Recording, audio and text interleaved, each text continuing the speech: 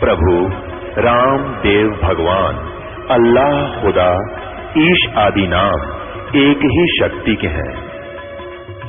वो कैसा है, कहां है, कैसे मिलता है, किसने देखा है?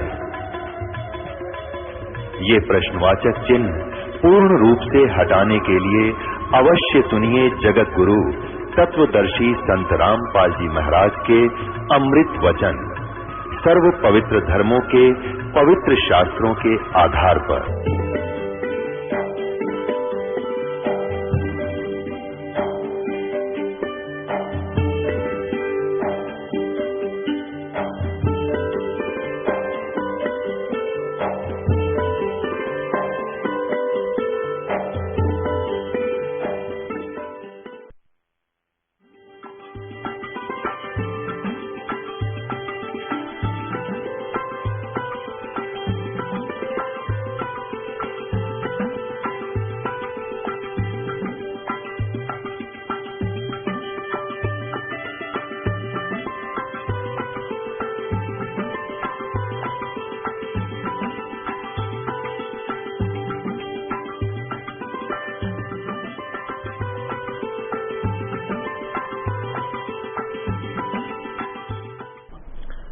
सतगुरुदेव की जय। बंदी छोड़ कबीर परमेश्वर जी की जय।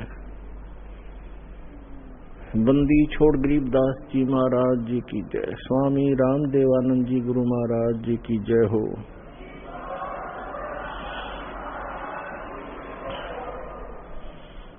गरीब नमो नमो सतपुरुष को नमस्कार गुरु की नहीं। सुर नर मुनि जन साधुआ संतों सर्वसदी नहीं। सतगुरु साहिब संत सब दंडो तुम प्रणाम। आगे पीछे मध्य हुए तिनको जान कुर्बान। नराकार निर्विषम काल जाल भयभंजनम निर्लेपम निज निर्गुणम अकल अनुबेशुंदनम। सोहम सुरति समापतम सकल समाना निर्तल। उज्ज्वल हिरंबर हरदमम बेपरवाह अथा है। वार पार नहीं मध्यतम। गरीब जो सुमर सद होई। गणनायक गलता ना करो अनुग्रह सोई। पारस पद परवाना आदि गणेश मनाऊं। गणनायक देवन देवा चरण कमल लो लाऊं। आदंत करूं सेवा। परम शक्ति संगीतम रिद्धि सिद्धि दाता सोई। अवगत गुण अतीतम सत पुरुष निर्मोही। जगदम्बा जगदीशम मंगल रूप मुरारी। तन मन अर्पों शीसम भक्ति मुक्ति भंडारी। सुर नर मुनि जन ध्यावे ब्रह्मा विष्णु महेशा। शेष शेष मुख गावे पूज्य आदि गणेशा। इंद्र कुबेर सरीखा वरुण धर्म राय ध्यावे। समर्थ जीवन जी का मन इच्छा फल पावे। 33 कोटि आधारा ध्यावे शेष 88। उतरे बहु जल पारा कट है यम की फांसी। 33 कोटि आधारा दावे से 88। उतरे बहु जल पारा कट है यम की फांसी।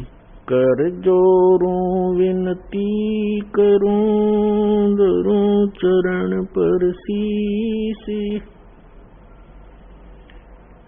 गुरु जी राम देवानंद जी महाराज ने दियो नाम बख्शीश।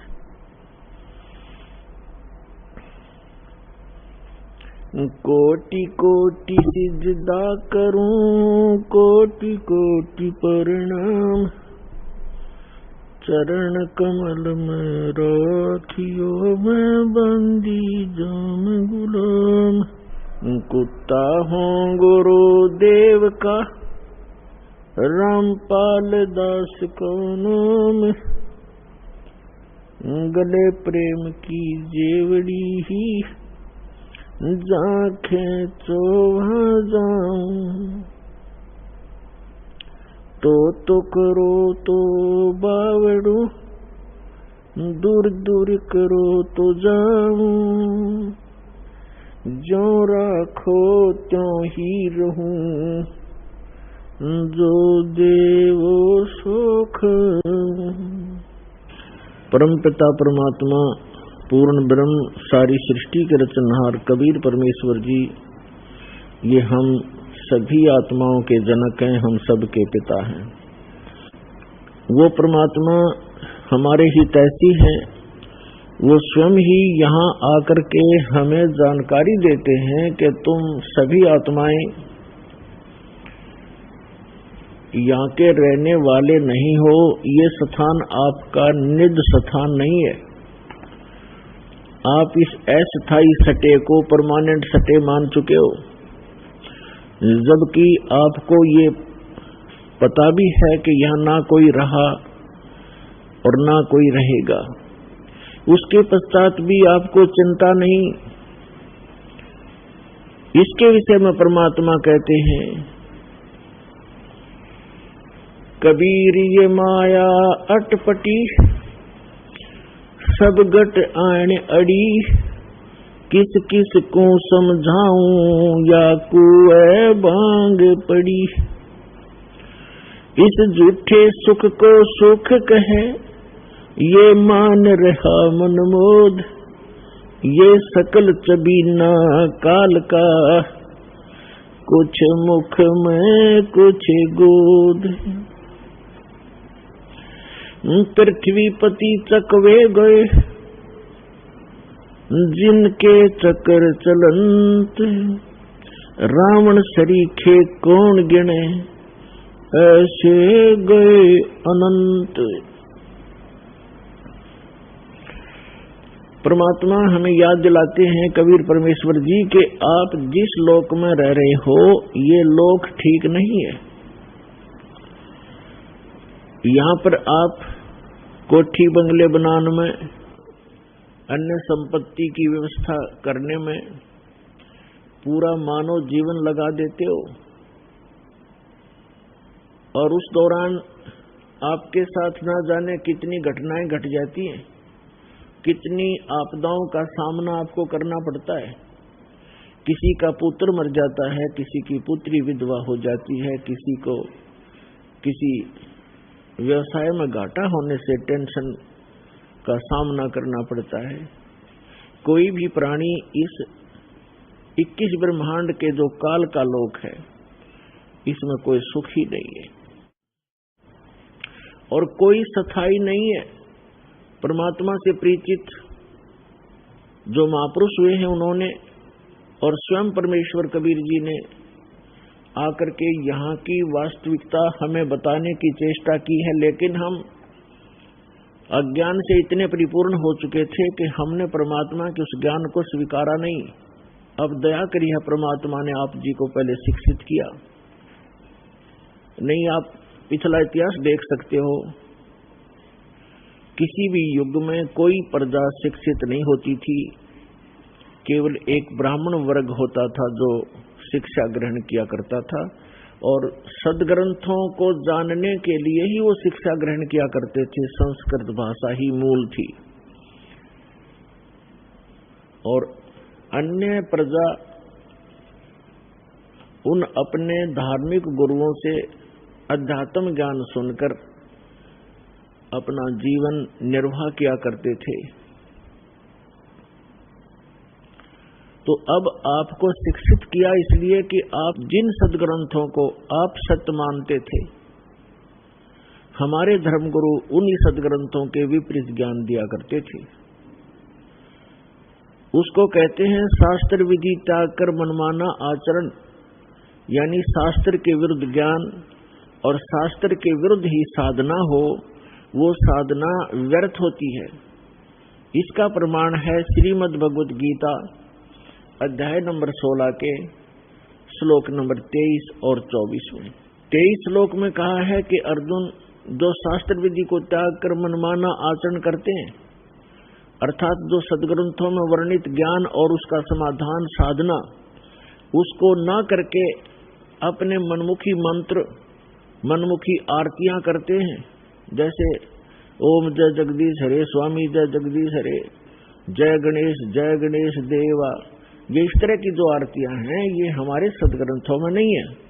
सदग्रंथों की पहचान भी आपको बताएंगे, सदग्रंथ कौन कौन से हैं, और बहुत बार पहले भी आपको सदग्रंथों की जानकारी दी है कि मूल सदग्रंथ कौन कौन से हैं जो गॉड गिवन हैं, और जो ऋषि मुनियों के बनाए ग्रंथ हैं वो कौन कौन से हैं। वो पुराण हैं, उपनिषद हैं, और गॉड गिवन कौन से सदग्रंथ हैं, जो चारों पवित्र वेद, पवित्र श्रीमद् भगवद गीता और पवित्र सूक्ष्म वेद, जो complete God given, complete spiritual knowledge है, पूर्ण परमात्मा के द्वारा दिया हुआ संपूर्ण अध्यात्म ज्ञान है, वो सूक्ष्म वेद है।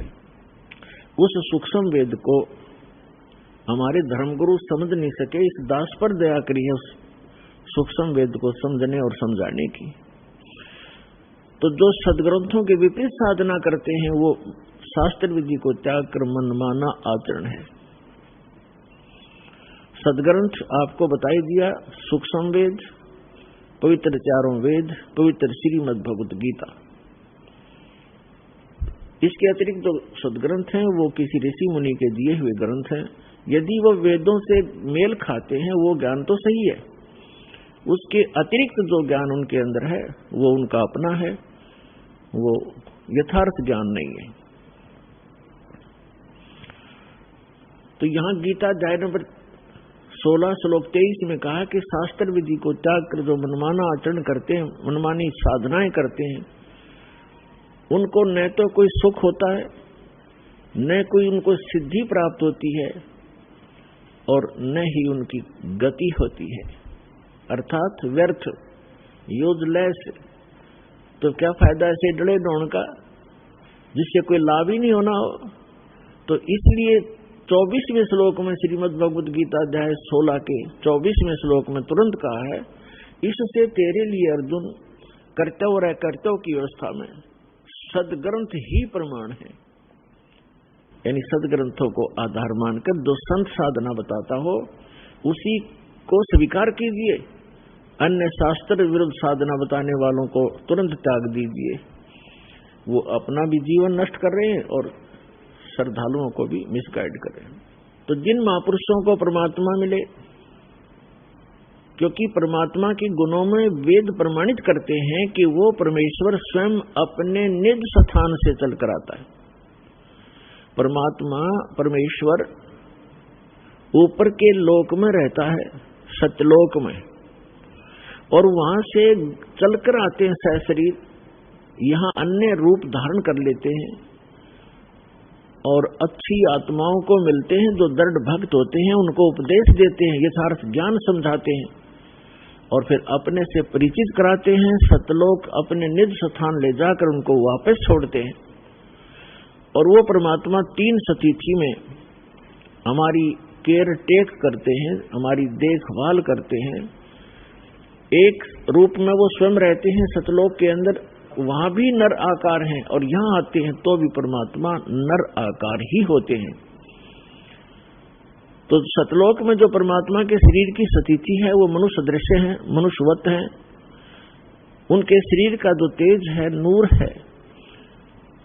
एक रोमकूप में, एक रोम कहते हैं बाल को, एक बाल में, एक रोम में करोड़ सूर्य, करोड़ चंद्रमा, इन दोनों की मिलीजुली रोशनी हो, उनका जो तेज हो, परमात्मा की एक बाल की इतनी रोशनी है, तो फिर शेष बॉडी की कितनी होगी, अंडरस्टूड है। ये तो वहां परमात्मा एक रूप में ऐसे रोल करते हैं, ओवरऑल कंट्रोलर और ओवरऑल क्रिएटर के रूप में वहां विराजमान है। वो परमात्मा जो बनारस में, काशी में धानक रूप में, दुल्हा रूप में यहाँ रहे थे अभी कलयुग में, सन 1398 से और सन 1518 तक 120 वर्ष रहे थे। वही परमात्मा उस असंख्य ब्रह्मांड के कंट्रोलर के सिंहासन पर विराजमान है, उस तख्त पर विराजमान है। उसके विषय में आंखों देखा उन महापुरुषों ने बताया है, जिनको परमात्मा मिले और सचखंड लेकर गए, फिर वापस छोड़ा। आदरणीय गरीबदास साहिब जी उनमें से एक महापुरुष हैं। उन्होंने कहा कि अनंत कोट ब्रह्मांड का एक रति नहीं भार, और सतगुरु पुरुष कबीर हैं ये कुल के सृजनहार। हम सुल्तानी नानक तारे दादू को उपदेश दिया, जात दुल्हा भेद नहीं पाया वो काशी माहे कबीर हुआ। ये काशी में दुल्हा रूप में जो रहे थे परमात्मा, ये असंख्य ब्रह्मांड के स्वामी हैं। हम इनको पहचान नहीं सके क्योंकि हमने परमात्मा की परिभाषा ही गलत सुन रखी है। कोई निराकार बताता है, कोई साकार कहता है, तो श्री राम और कृष्ण, विष्णु और शंकर भगवान तक हमारी बुद्धि सीमित कर रखी थी। इसलिए हम लाल को पहचान नहीं सके। हम 10 के नोट की भी कदर जानते हैं, हम 100, 500 और 1000 के नोट को भी खूब पहचानते हैं, लेकिन हम लाल से परिचित नहीं हैं। आज भी परिचित नहीं है। यहाँ कोई लाल डाल दिए जाए, आप उनको छोड़कर चले जाओगे, और 1000 का नोट पड़ा हो तुरंत उठाओगे। चाहे किसी का ये भी कहो कि भी किसका है देखिएगा, किसी का हो तो ले लीजिए, आपको उसकी कदर है, लाल का पता नहीं। तो ये लाल है परमपिता परमात्मा कबीर जी, जो सारी सृष्टि के रचनहार और सतपुरुष कहलाते हैं, जिसको गीता अध्याय नंबर 8 के श्लोक नंबर 3 में परम अक्षर पुरुष कहा है, परम अक्षर ब्रह्म कहा है। और ये अन्य जितने भी देव हैं, कोई 1000 का नोट है, कोई 500 का, कोई 10 और 20 और 50, 100 का, तो इनको तो आप अच्छी तरह ग्रहण कर लेते हो। लेकिन एक लाल आपको मिल जाए तो इन 1000 के नोटा की गिनती अनार आपके पास कितने हो जाएंगे, उसी से मिल जाएंगे वो। तो इस प्रकार परमात्मा कबीर जी वो लाल हैं जिनको हम पहचान नहीं सके, क्योंकि वो हमारे व्यवहार में नहीं थे और हम पहचान नहीं सके। तो उसकी पहचान अपनी पहचान कराने के लिए परमात्मा स्वयं आए और अच्छी आत्माओं को मिले, जो दृढ़ भक्त पुण्य आत्माएं थी। आप देख सकते हो जिन महापुरुषों को परमात्मा मिले, उस समय आज से 200 वर्ष पहले, 250 वर्ष पहले गरीबदास जी आए थे सन 1717 में, और संवत 1774 में उनका आविर्भाव हुआ था, जन्म हुआ था। और सन 1717 आज सन 2013, 300 वर्ष पहले, और 300 वर्ष पहले उनको परमात्मा मिले। पहले वो हमारे जैसे पुजारी थे, श्री राम, श्री कृष्ण, विष्णु और शंकर भगवान, माता मसानियों के। और जब उन्होंने परमात्मा को देखा, सतलोक देखा, जहां हम रहा करते वो स्थान देखे और वहां की जो सुख देखे, फिर आकर उनको वापस छोड़ा, तो फिर वो इतने दृढ़ हो गए, पूरा समाज एक तरफ और गरीबदास जी एक तरफ। ऐसे ही नानक साहिब जी, आदरणीय नानक देव जी को जो परमात्मा मिले, बेई नदी से सचखंड लेकर गए वो सतपुरुष, और फिर वापस छोड़ा उनको ला करके। उसके बाद वो, उससे पहले वो हिंदू धर्म में जन्मे थे, सभी श्री राम और श्री विष्णु, श्री कृष्ण जी के परम पुजारी थे। और उसके बाद पूरा हिंदू समाज एक तरफ था और नानक साहिब जी एक तरफ थे, झुके नहीं, और आज उनके अनुयायियों की गिनती नहीं। तो ऐसे दृढ़ भक्तों को परमात्मा मिलते हैं, और जिस कारण से वो अपनी स्थिति को, अपनी पहचान को अपने बच्चों तक करवाते हैं।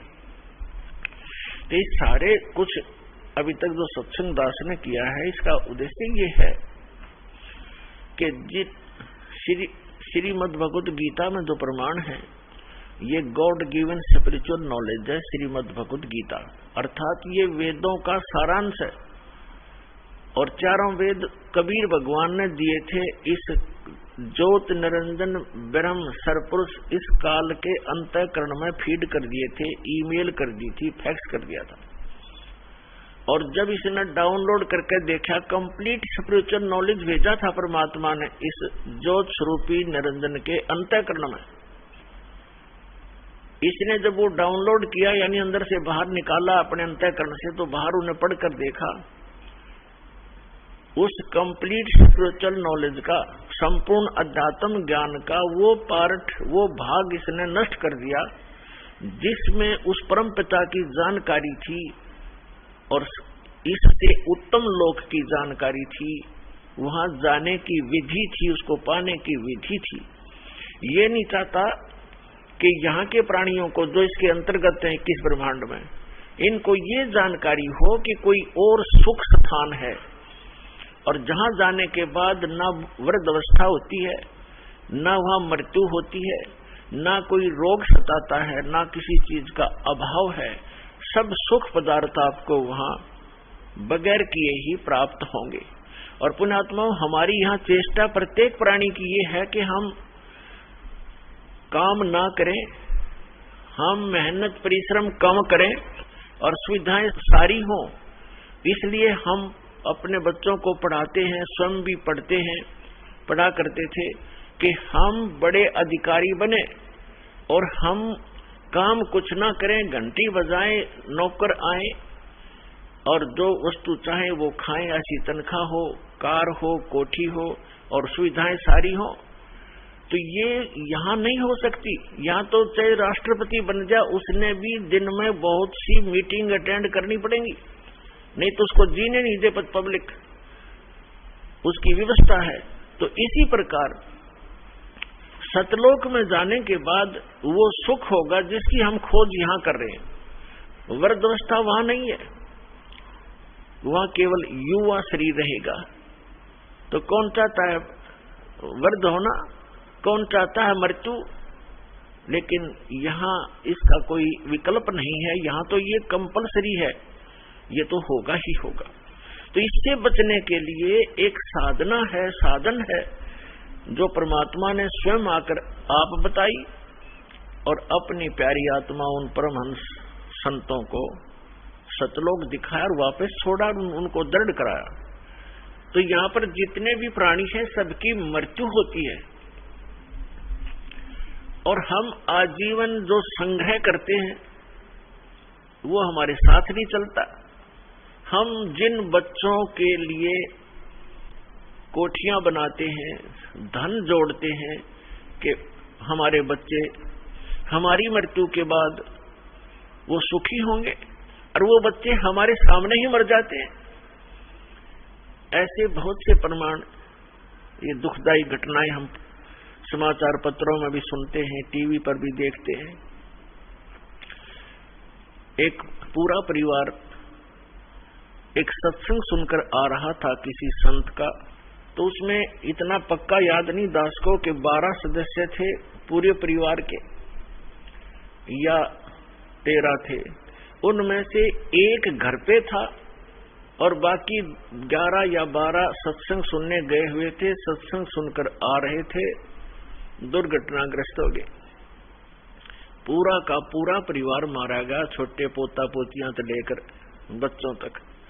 एकला वृद्ध रह गया वो, जिसने सारी उम्र ये सोची थी घना धन इकट्ठा कर लूं, मेरे बच्चे सुखी होंगे, हम तो चलो मर जाएंगे, मेरे पोता पोती तो सुखी होंगे। पोता पोती पहले चले गए। तो यहाँ काल ने आपको धोखे में रखा हुआ है। फिर दूसरा कारण ये है कि सत्संग, संत की शरण में सत्संग सुनते हैं प्राणी, तो उनको ऐसी आपदाओं का सामना नहीं करना पड़ता। तो वो संत और सत्संग और उसकी साधना में कोई त्रुटि है जिस कारण से प्रोटेक्शन नहीं होता। और दूसरा कारण ये होता है कि संत भी सही हो, साधना भी ठीक हो, लेकिन अपने में कोई त्रुटि हो, हम नियमों का पालन ना कर रहे हो, उससे क्या होता है, फिर नाम खंडित हो जाता है। उस कारण से भी प्राणी साधक होते हुए हानि उठा लेता है, क्योंकि उसका प्रोटेक्शन समाप्त हो जाता है।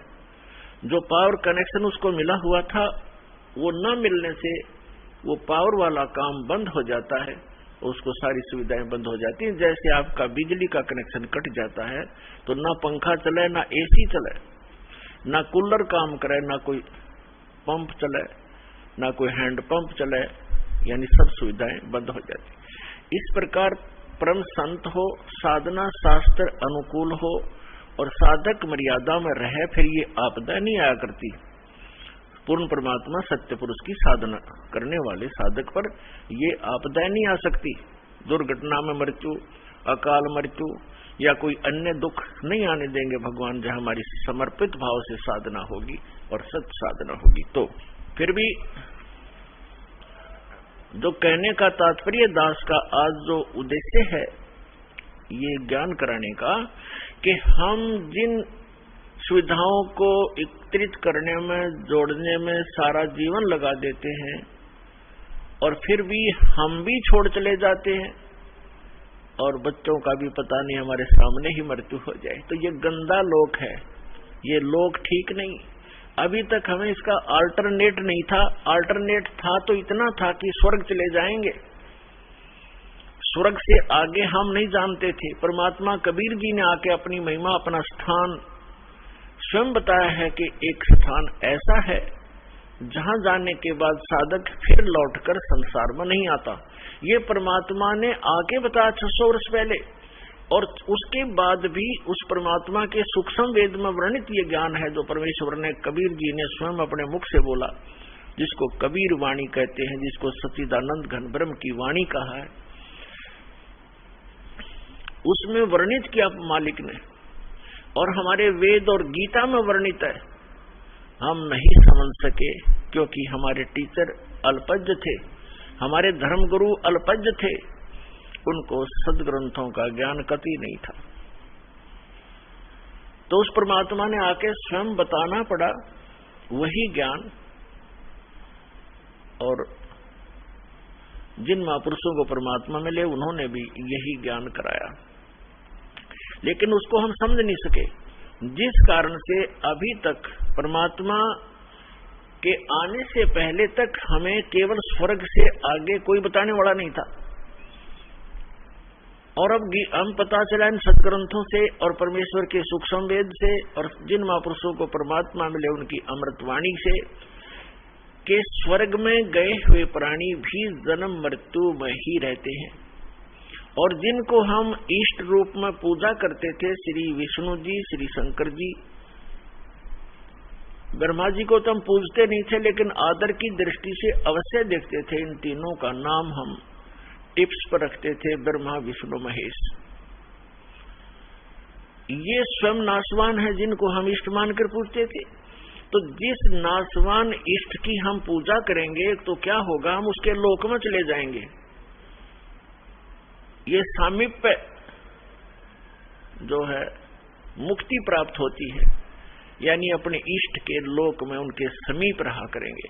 तो जब हमारे इष्ट ही मरेंगे, उनकी भी मृत्यु होगी, तो फिर वो तो जन्म मृत्यु फिर बनी रही, तो स्थायी स्थान नहीं हुआ वो। तो जो आज प्रसंग है कि जिस लोक में हम रह रहे हैं ये लोक अच्छा नहीं है, और हमें केवल स्वर्ग तक का ही ज्ञान हमारे धर्म गुरुओं ने कराया। परमेश्वर ने आकर अपनी अमृत वाणी में ये ज्ञान दिया कि एक और लोक है जहां आप सदा सुखी रहोगे, आपका जरा मरण नहीं होगा। जरा माने वृद्धावस्था, मरण माने मृत्यु। लेकिन वो ज्ञान हमारे गले उतरा नहीं, क्योंकि हम अपने धर्म गुरुओं पर, विशेषकर हिंदू धर्म के में जन्मे हम प्राणी अपने धर्म गुरुओं पर पूर्ण विश्वास किया करते थे कि ये संस्कृत के मास्टर हैं और सभी सदग्रंथ संस्कृत भाषा में लिपिबद्ध हैं।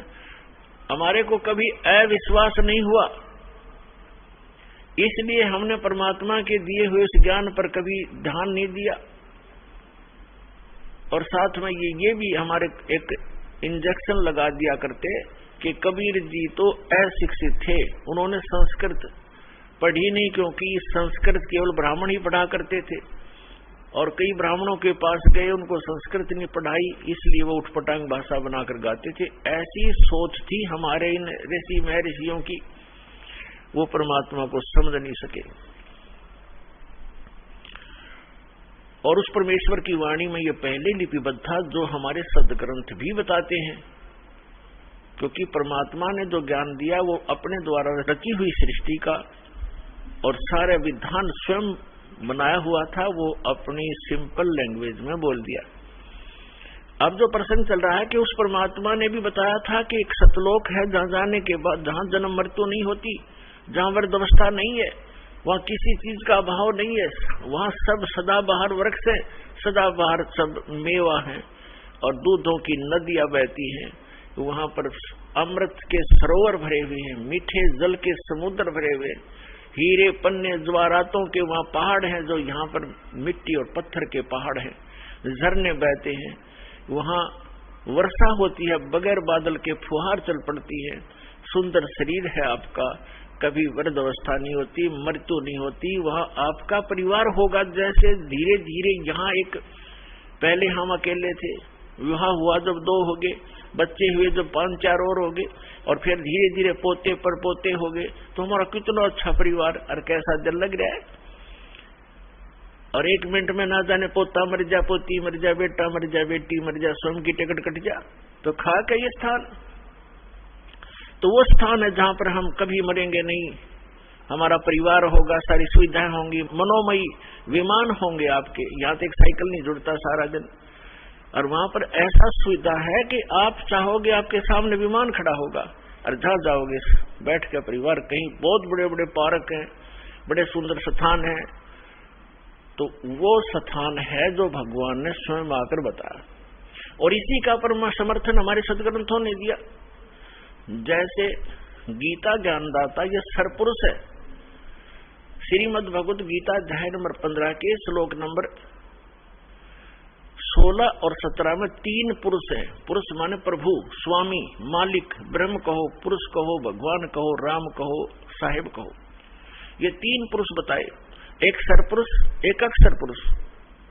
और 15वें अध्याय के गीता के 15वें अध्याय के 17वें श्लोक में सरपुरुष और अक्षर पुरुष से कोई और बताया जो श्रेष्ठ भगवान है, पुरुषोत्तम है, उत्तम पुरुष है तू अन्य परमात्मा इति उदाहरते। जिसको परमात्मा कहा जाता है वास्तव में वो पुरुष तो इन दोनों से, सरपुरुष और अक्षर पुरुष से कोई अन्य है, और वही तीनों लोकों में प्रवेश करके सबका धारण पोषण करता है। ये 3 पुरुष है, 3 प्रभु है। सरपुरुष इसको ब्रह्म बोलते हैं, हमारे ऋषि मुनि इसको ब्रह्म कहा करते हैं, और संतों ने इसको सरपुरुष, सरब्रह्म, ज्योत निरंजन काल की संज्ञा दी है परमेश्वर कबीर जी ने, और उन्हीं से परिचित महापुरुषों ने भी यही उनको बताया। तो दूसरा अक्षर पुरुष है, इसको दूसरे शब्दों में परब्रह्म भी कहते हैं, अक्षर ब्रह्म भी कहते हैं। जो सरपुरुष है जिसको ब्रह्म कहते हैं, जो काल है, वो केवल 21 ब्रह्मांड का प्रभु है, स्वामी है, मालिक है, राम है, खुदा है, अल्लाह है, साहिब है।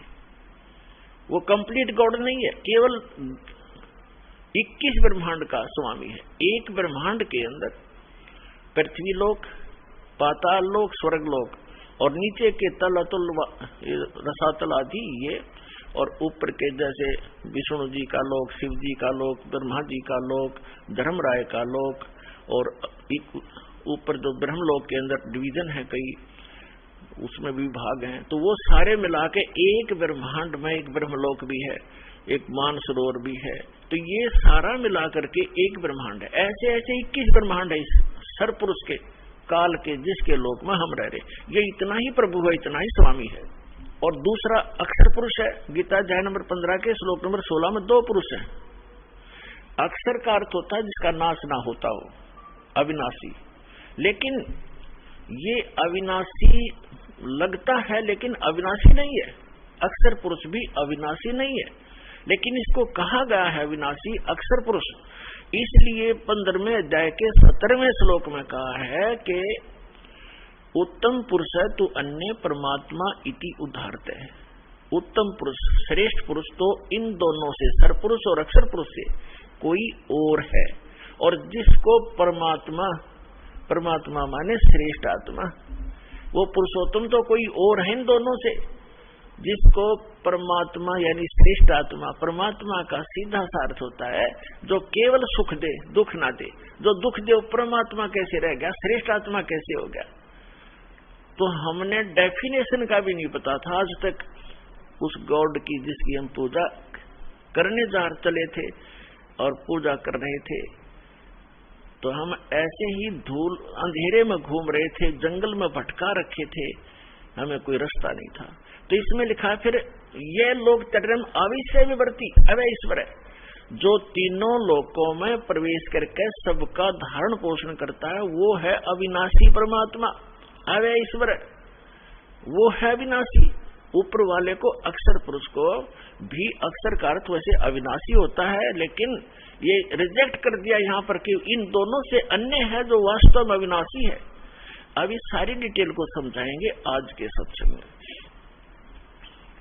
पहले जो प्रसंग चल रहा था कि वो परमात्मा ही आकर स्वयं ज्ञान देता है, और उसने आकर के हमें बताया कि इससे हटकर कोई और स्थान है जहां आप पहले रहा करते थे, और अपनी गलती के कारण आप बालकपन करके आप यहाँ आ गए, गंधलोक में फंस गए।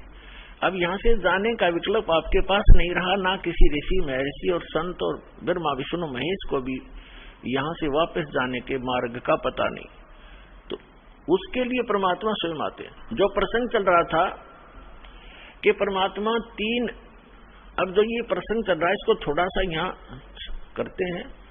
तो परमात्मा तीन स्थिति में बताया आपको कि जो सतलोक में रहता है, जहां हम रहते थे, वहां करोड़ सूर्य करोड़ चंद्रमा मिला दो उनका ऐसा एक रोम का प्रकाश है। फिर परमात्मा अन्य अलका तेज पुंज का रूप बनाकर कभी भी आकर प्रकट हो जाते हैं एक संत साधु की महात्मा की वेशभूषा में। और तीसरी स्थिति जो सेकंड या तीसरी स्थिति है, सेकंड स्थिति परमात्मा की यह है, प्रत्येक युग में वो एक शिशु रूप धारण, वहां से चलकर आते हैं सहस्रीर कमल के फूल पर, एक सरोवर के अंदर कमल के फूल पर शिशु रूप धारण करके विराजमान होते हैं। वहां से निसंतान संपत्ति, जिनके बच्चे नहीं होते, उठा ले जाता है और फिर उसकी परवरिश वहां होती है। फिर धीरे धीरे 5 वर्ष की आयु में ही वो बड़े बड़े विद्वानों के छक्के छुड़ाना शुरू कर देते अपने अध्यात्म ज्ञान के आधार से। अब हम फिर आते हैं उसी प्रसंग पर, हम फिर आते हैं गीता अध्याय नंबर 15 के श्लोक नंबर 16 और 17 पे, क्योंकि प्रसंग चला है कि एक परमात्मा ने भी आकर बताया और इन सदग्रंथों में भी प्रमाण है कि कोई ऐसा स्थान है जहां जाने के बाद साधक फिर लौटकर संसार में कभी नहीं आते, वह स्थायी स्थान पाते हैं। और जब तक हम इस काल के लोक में हैं, कितनी साधना कर लें, उस सत्य पुरुष के बताए उस सत्य ज्ञान के आधार से जब तक सत साधना नहीं करेंगे तो हमारी जन्म मृत्यु सदा बनी रहेगी।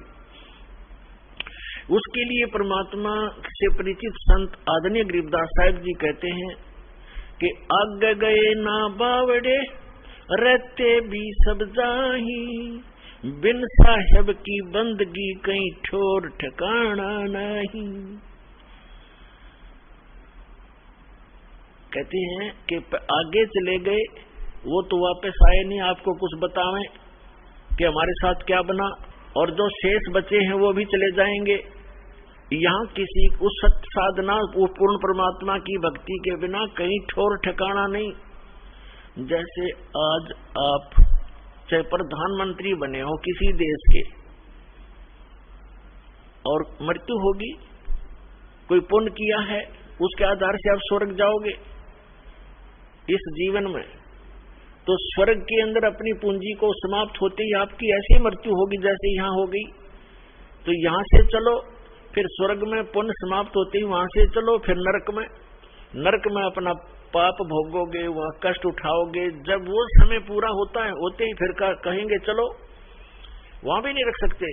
उसके बाद फिर गधा बने गधे का जीवन पूरा करते ही फिर चलो, फिर कुत्ता बनो, कुत्ते का जीवन पूरा होते फिर चलो मरो, और फिर मनुष्य बन गए फिर मरो, फिर वहां जाओ स्वर्ग में फिर चलो, खा के ये जीवन। तो ये चलो मिटाएगी सतलोक में जाने से। और वो चलो ना तो इस ब्रह्मा की मिट्टी, ना विष्णु की, ना शिव जी की, और ना अक्षर पुरुष की, ना अक्षर पुरुष की, केवल परम अक्षर पुरुष, परम अक्षर ब्रह्म है वो परमात्मा जो स्वयं वास्तव में अविनाशी है। उसकी साधना करने से भी साधक उस लोक में चले जाते हैं जहां प्राणी कभी नहीं मरते, कभी वृद्ध नहीं होते और वहां सदा युवा शरीर रहता है और वापस लौटकर स्कंदे लोक में फिर नहीं आते। श्रीमद् भगवद गीता अध्याय नंबर 2 के श्लोक नंबर 12 में, अध्याय नंबर 4 के श्लोक नंबर 5 और 9 में, गीता अध्याय नंबर 10 के श्लोक नंबर 2 में ये गीता ज्ञानदाता अर्थात सरपुरुष कह रहा है।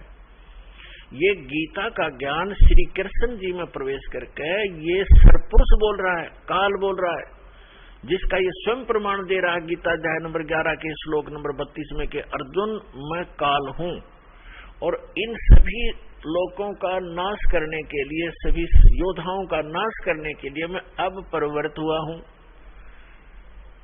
अब श्री कृष्ण में प्रकट हुआ हूं, मैं बढ़िया हूं, इसमें प्रवेश हुआ हूं। श्री कृष्ण में पहले कभी नहीं कहा मैं काल हूं, और नहीं तो श्री कृष्ण तो पहले ही वहां खड़े थे, अब कैसे कहते हैं कि मैं अब प्रवृत्त हुआ हूं। ये दास का सत्संग है, सीडी बना रखी है कि श्रीमद् भगवद गीता का ज्ञान किसने दिया, उससे आप डिटेल जान सकते हो। अब प्रसंग दूसरा है, यहाँ ये विषय अब शॉर्ट आउट नहीं करूंगा, अन्य जो विषय वही करूंगा। तो इसमें ये खुद कहता है कि अर्जुन तेरे और मेरे बहुत जन्म हो चुके हैं, तू नहीं जानता मैं जानता हूं, और मेरी उत्पत्ति को, उत्पत्ति माने जन्म को, इसका जन्म तो हुआ ही है, ना देवता जानते ना ऋषि जानते, क्योंकि ये सब मेरे से ही उत्पन्न हुए हैं, इनका आदि कारण मैं हूं। और गीता अध्याय नंबर 10 के श्लोक नंबर 3 में तुरंत कहता है कि मैं अजन्मा हूं। अजन्मा क्योंकि जब श्री कृष्ण जी में बोल रहा है उस समय उसका जन्म नहीं हुआ, जब तो भूत की तरह उसको प्रवेश है, वो ठीक कह रहा है मैं अजन्मा हूं, मैं अज हूं, अब मैं जन्म लेकर नहीं आया श्री कृष्ण जी की तरह, मैं तो इसमें वैसे प्रकट होकर बोल रहा हूं, बाकी ये नहीं कि वो अविनाशी हूं, अविनाशी है वो। अब पता चलेगा वो कितना उसका समय है, कैसा पीरियड है उसका जीवन का। अब जो प्रसंग है कि जब हम, अब ये जैसे श्री मद देवी भागवत यानी देवी पुराण के अंदर सचित्र मोटा टाइप गीता प्रेस गोरखपुर से प्रकाशित, जो हिंदू समाज के श्रद्धालु शिरोधार्य हैं और अपने सबके घरों पर रखी हैं, जो जरा सी भी भगवान में आस्था रखता है, उसके तीसरे स्कंद में 123 पृष्ठ पर विष्णु जी स्वयं स्वीकार करते हैं, अपनी माता दुर्गा की वो स्तुति कर रहे हैं कि तुम शुद्ध स्वरूपा हो, ये सारा संसार तुम ही से उद्भासित हो रहा है, मैं ब्रह्मा और शंकर आपकी कृपा से ही विद्यमान है, हमारा तो आविर्भाव माने जन्म और तिरोभाव माने मृत्यु हुआ करता है, हम अविनाशी नहीं है। और स्वयं और भगवान विष्णु जी कह रहे हैं कि आप ही प्रकृति देवी हो।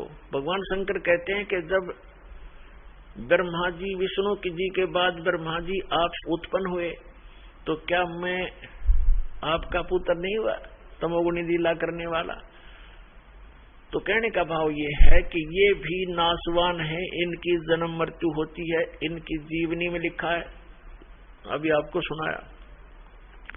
यदि हम विष्णु जी की पूजा करते हैं, श्री कृष्ण जी की करते हैं या श्री राम की करते हैं, तो हम विष्णु जी की पूजा कर रहे हैं, और हम शंकर जी की पूजा करते हैं तो हम जैसे विष्णु जी की पूजा करेंगे, विष्णु जी के लोक में जाएंगे, स्वर्ग के अंदर। उनका स्वर्ग समझो एक रेस्टोरेंट है, प्रत्येक उसके अंदर डिस्ट्रिक्ट के अंदर होता है, प्रत्येक शहर में होते हैं रेस्टोरेंट। वो जैसा शहर जिस अतिथि का है उसमें वैसे ही रेस्टोरेंट उपलब्ध होते हैं। जहां घने धनी लोग जाते हैं वहां पर बहुत अच्छी सुविधा और सब बकवादों से जो युक्त वहां पर रेस्टोरेंट मिलते हैं। तो जितनी ज्यादा पुण्यकर्मी प्राणी होंगे उनको जिस लोक में वो जाएंगे वो अच्छा रेस्टोरेंट देंगे, उनको अच्छी सुविधाएं प्राप्त होंगी, उनकी जेब कटेगी खुद की, पैसे उनके अपने खर्च होते हैं जो रेस्टोरेंटों में जाते हैं। तो पुण्य समाप्त होंगे उन साधकों के, वो समाप्त होते फिर नरक के अंदर डाले जाएंगे। क्योंकि जब तक हम पूर्ण परमात्मा सत्य पुरुष की साधना नहीं करते, सत्य सतगुरु से लेकर सत साधना नहीं करते तब तक हमारी या चलो चलो मिटे नहीं और जन्म मृत्यु सदा बनी रहेगी। और दोनों ही कर्म भोगने पड़ेंगे, तब तक हमने पुण्य भी भोगने पड़ेंगे और पाप भी भोगने पड़ेंगे। पुण्यों के लिए स्वर्ग रेस्टोरेंट है और पाप के लिए नरक वो जेल है, और फिर जन्म मृत्यु सदा बनी रहेगी। तो इसका विकल्प अब पता चला, इसका अल्टरनेट का पता लग गया है, इसका समाधान हो सकता है।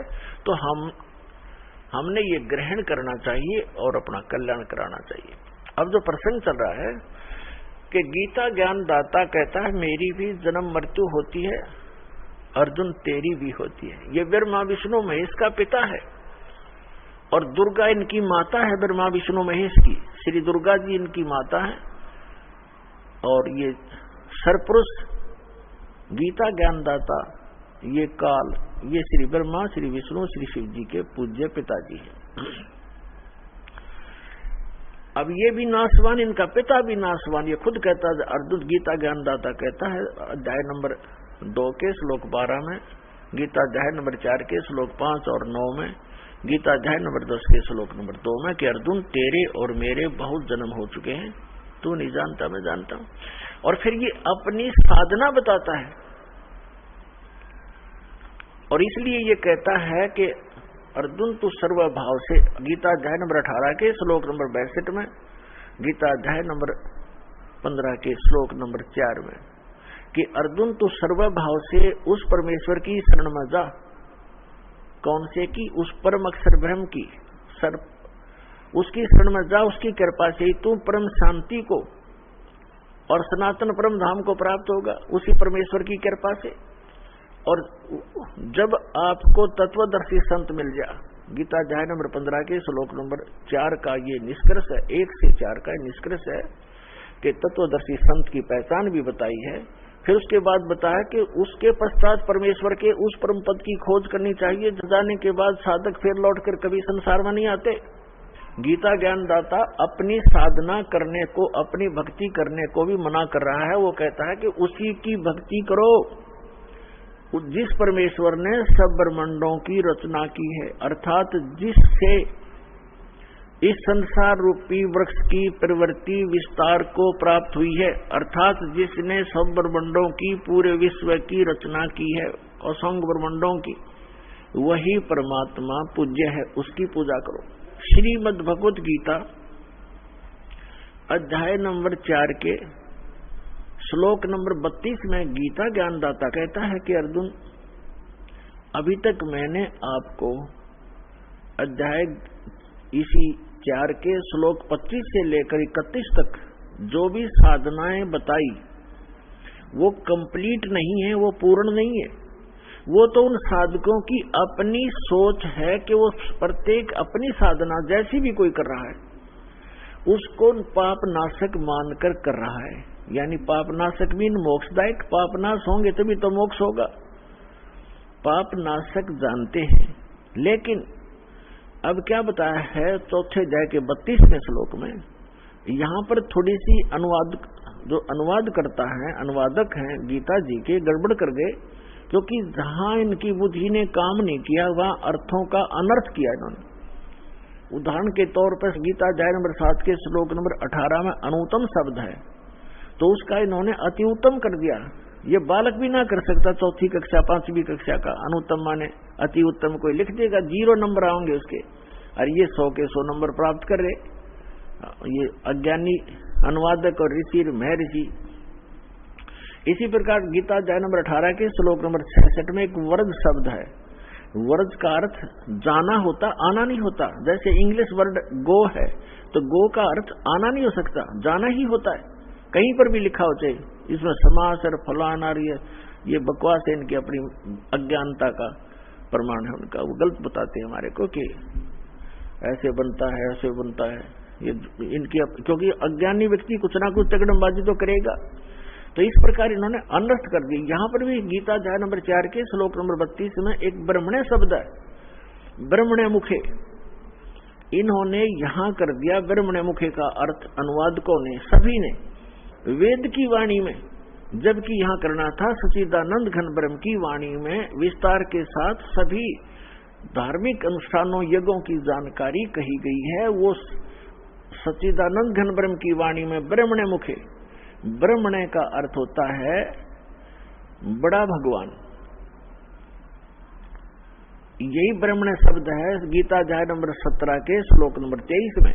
ओम तत्सत इति निर्देश है ब्रह्मणे त्रिविध समर्थ है, तो वहां ब्रह्मणे शब्द है, तो उस ब्रह्मणे शब्द का वहां उन्होंने सही अनुवाद कर रखा है, सच्चिदानंद घन ब्रह्म कर रखा है। तो यहां भी सच्चिदानंद घन ब्रह्म ही होना चाहिए था। गीता अध्याय नंबर 4 के श्लोक नंबर हम फिर आते हैं 32 पर। इसमें कहा है कि सच्चिदानंद घन ब्रह्म ने अपने मुख कमल से जो वाणी बोली है, यानी वेद प्रमाणित करते हैं क्यों परमात्मा सतलोक से चलकर आता है।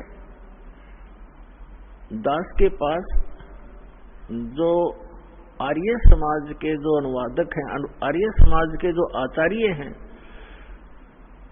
और जो महर्षि दयानंद के चेले, उनके द्वारा ही अनुवादित वेद उपलब्ध हैं दास के पास, और आपको बहुत बार रूबरू किए हैं। और यही इन्होंने ही इस कलयुग में वेदों का ठेका ले रखा था कि वेद का विद्वान अगर हुआ है कोई कलयुग में अब वर्तमान में, तो महर्षि दयानंद हुआ है। और वो परमात्मा को निराकार कहते हैं। तो ये अल्पज्ञ थे, क्योंकि सदग्रंथ तो सदग्रंथ ही हैं। सभी कहते हैं लाल बहुत कीमती होता है, लाल का पता किसी ने ना हो तो उस कथन का भी यूज नहीं, ये मानने का भी यूज नहीं कि लाल कीमती है। और आपके सामने पड़ा और आप कहते हैं कौड़ी है, लाल बता रहे हो आप दूसरे 100 के नोट को, तो वो भी अल्पज्ञता ही है। बेशक थोड़ी बहुत जानकारी है कि कोई पैसे की बहुमूल्य रत्न है, तो जानकारी भी व्यर्थ है। तो महर्षि दयानंद के साथ ऐसी बनी हुई थी, ऐसे ही नारी समाज के आचार्यों के साथ बनी हुई थी। इन्होंने वेदों का अनुवाद किया, वह तो दया करी दाता ने कुछ ही मंत्रों का इन्होंने सही अनुवाद किया, ना तो सारे का डंगाई कर रखा है। तो उसमें क्या लिखा है कि वो परमात्मा ऊपर के लोक में ध्रुवलोक के तीसरे पृष्ठ पर, तीसरे स्थान पर, तीसरे पोर्शन में विराजमान है, टॉप मोस्ट प्लेस पर। भवनों ऊपरी तिष्ठति, परमात्मा सभी भवनों के ऊपर के भाग में बैठा हुआ है, और वहां से गति करके आता है बिजली जैसी गति से, विद्युत की तरह अचानक मिनट सेकंड में आ जाता है। और यहाँ अपने रूप को सरल करके आता है, हल्के तेज पुंज का बनाकर आता है, दृढ़ भक्तों को मिलता है, अच्छी आत्माओं को मिलता है, उनको अपने से परिचित कराता है, उनको ज्ञान देता है। तो इसी दृष्टिकोण से, उसी आधार से उसका नियम है, वो परमात्मा ऐसे आता ही आता है। वो ज्ञान बोलता है, यथार्थ ज्ञान देता है, कवियों की तरह आचरण करता है, गाता है, लोकोक्तियों के माध्यम से ज्ञान बताता है, कविताओं के माध्यम से बोलता है, शब्दावलियों के माध्यम से वो ज्ञान देता है। तो उसी आधार से उसी का हिंट है श्रीमद् भगवद गीता अध्याय नंबर 4 के श्लोक नंबर 32 में। तो गीता ज्ञानदाता, गीता अध्याय नंबर 4 के श्लोक नंबर 32 में कहा है कि अर्जुन, यज्ञों की विस्तार के साथ जानकारी सच्चिदानंद घन ब्रह्म यानी ब्रह्मणे मुखे, सच्चिदानंद घन ब्रह्म के द्वारा अपने मुख कमल से बोली गई अमृतवाणी में विस्तार के साथ कहा गया है। और उसको जानने के बाद सभी कर्मों से, सभी दुखों से तो मुक्त हो जाएगा। चौथे अध्याय के 34वें श्लोक में वो तत्व ज्ञान है जो सच्चिदानंद घन ब्रह्म ने अपने मुख कमल से बोला है, वो तत्व ज्ञान है, वो सूक्ष्म वेद है। और चौथे अध्याय के 34वें श्लोक में कहा कि उस तत्व ज्ञान को तू तत्वदर्शी संतों के पास जाकर समझ, यानी गीता ज्ञान से अन्य ज्ञान है और गीता ज्ञान दाता उससे अपरिचित है, इसलिए कह रहा है कि वो ज्ञान तू तत्वदर्शी संतों के पास जाकर समझ। उनको दंडवत प्रणाम करने से, कपट छोड़कर सरलता पूर्वक प्रसन्न करने से वो तत्वदर्शी संत तुझे तत्व ज्ञान का उपदेश करेंगे। इससे दो बात सिद्ध होगी कि जो वास्तविक ज्ञान है वो श्रीमद् भगवद गीता में नहीं है, और ये भी नहीं कह सकते कि श्रीमद् भगवद गीता का ज्ञान गलत है, ये इनकम्प्लीट है। जैसे मैट्रिक क्लास के 10वीं कक्षा का जो सिलेबस होता है वो गलत नहीं होता, लेकिन वो एमए और बीए का नहीं है, वो अलग से है। बीएससी आदि करते हैं वो उससे आगे चलकर है, लेकिन वो साथ में सहयोगी होता है। जो ज्ञान हमने मैट्रिक तक ग्रहण किया है वो आगे सहयोगी रहेगा। इसी प्रकार गीता जी का जो ज्ञान है, वेदों का जो ज्ञान है, ये इनकम्प्लीट है लेकिन गलत नहीं है। तो इसमें क्या कहा है कि उस ज्ञान को जो इनसे हटकर कंप्लीट स्पिरिचुअल नॉलेज है, उसके अंदर इन वेद और गीता, पुराण, कुरान, बाइबल, इन सभी का ज्ञान समावेश है, क्योंकि वो सबका करता है और सबकी स्थिति से परिचित है, और वो प्रत्येक प्राणी के प्रत्येक कर्म से भी परिचित है। वो परमात्मा पूर्ण ब्रह्म है। तो यहाँ प्रसंग चल रहा है कि उस तत्व ज्ञान को तत्वदर्शी संतों के पास जाकर समझे। अब हम आते हैं गीता अध्याय नंबर 7 के श्लोक नंबर 29 में। इसमें गीता ज्ञानदाता कह रहा है कि अर्जुन, जो मेरे आश्रित होकर मैंने जो ज्ञान दे दिया, इस पर उसने अमल कर लिया और तत्वदर्शी संत खोज लिया और तत्व ज्ञान से वो परिचित हो गया,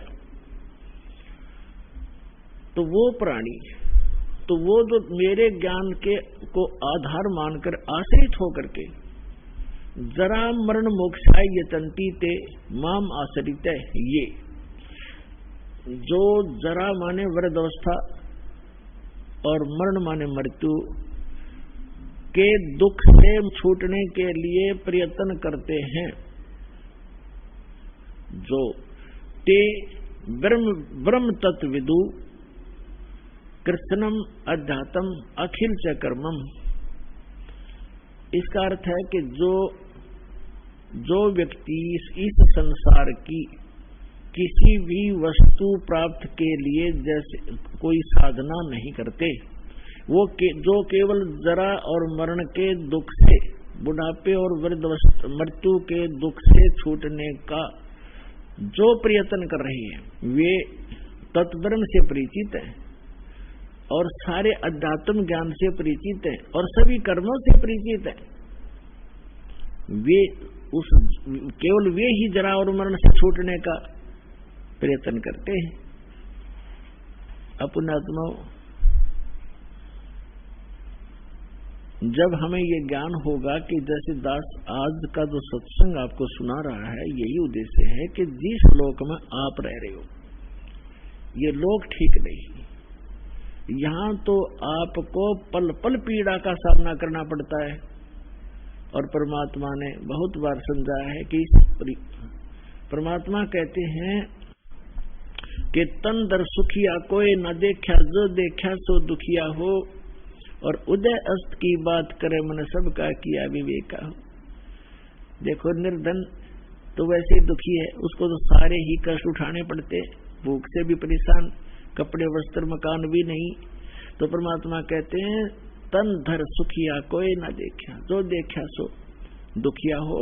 और उदय अस्त की बात करें कि ऐसे ऐसे राजा हो गए जिनका सूर्य अस्त हो और सूर्य उदय हो, वहां तक उसका राज हो, यानी पूरी पृथ्वी का शासक भी मैंने देख लिया, और ब्रह्मा विष्णु महेश को भी देख लिया, ये भी सुखी नहीं।